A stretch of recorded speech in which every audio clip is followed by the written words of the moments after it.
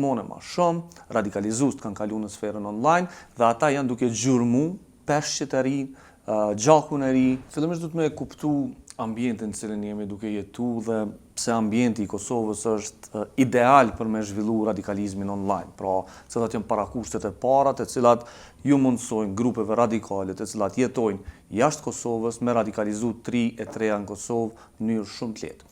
E para e punës është njohja e avancume e gjuhës angleze.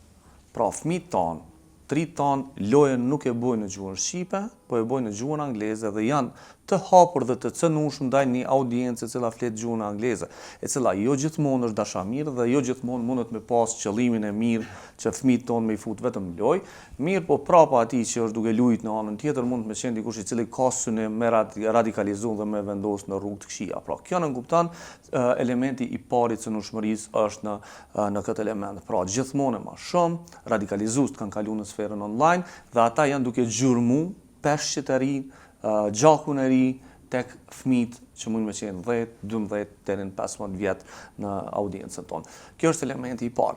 I dyta, ambienti shoqëror në Kosovë, ne na tregojnë statistikat që 3 edhe 3 e Kosovës ende nuk janë të gatshëm u përballë me botën digjitale, ende kanë pak njohuri për media literacy dhe për mënyrën se çu funksionojnë rrjetet sociale dhe këto dhëna ne i dim prej shumë raporteve të cilat janë bërë në këtë drejtim.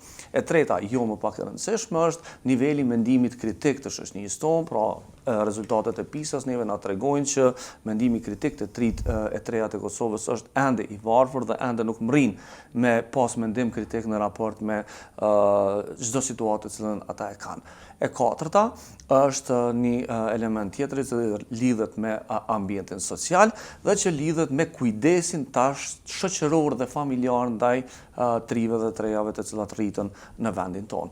Ne duhet me pranu që sot familjet e Kosovës prindrit kanë shumë më pak kohë me u marrë me fëmijët dhe në anën tjetër shteti ende nuk ka mri me e marrë kontrollin të cilën do duhej me marrë në raport me kujdesin social të fëmijëve. Pra, sa kohë duhet një grupe të radikalizuar me marrë dhe me radikalizu një fëmijë për shembull? Nuk ka një kohë. Mundet me ndodh për 5 minuta, mundet me ju dasht 5 vjet, në varësisht për krizës, në varësisht për gjendjes emocionale, në varësisht për rrethonave të cilat ndodhet, në varësisht për kontekstit. Pra, mund me pas situata ku një fëmijë me pas një traumë shumë të vogël, po e cila për radikalizuesve mundet më rrit në ekstrem shumë madh, dhe e me bo një gjë e cila mund me qenë shumë e dëmshme për shoqërinë. Mirë po mundet me pasur një gjë shumë madhe, po e cila kërkon shumë energji për me radikalizuar këtë drejtim.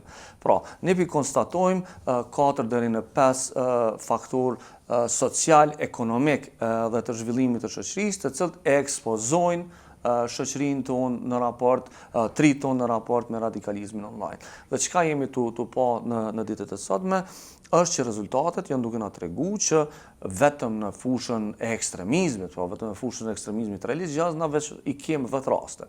Mirë, po statistikat janë shumë edhe më të tmerrshme në fushat e tjera, pra te krimet e urrejtjes, te krimi i organizuar, pra tashmë veç kemi përfshirje të gjeneratave më të reja në vepra penale të cilat lidhen qoftë me trafikimin me migrant, qoftë me veprat e krimeve ordinere, qoftë me shitjen e drogës, të cilat lidhen sërish me të njëjtën infrastrukturë.